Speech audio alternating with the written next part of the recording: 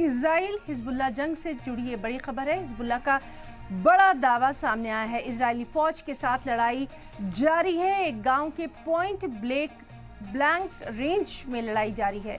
Hezbollah को लेकर Israeli फौज का दावा सामने आया है। सुरंग से हिजबुल्लाह के एक जंगजू को पकड़ा गया है।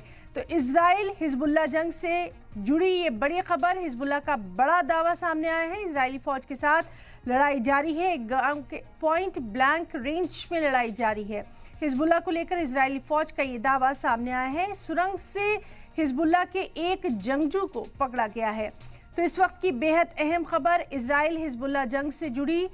हिजबुल्लाह का दावा है कि इजरायली फौज के साथ लड़ाई जारी है। एक गांव के पॉइंट ब्लैंक रेंज में ये लड़ाई जारी है। तो एक बेहद अहम खबर जिस पर लगातार नजर बनी हुई है।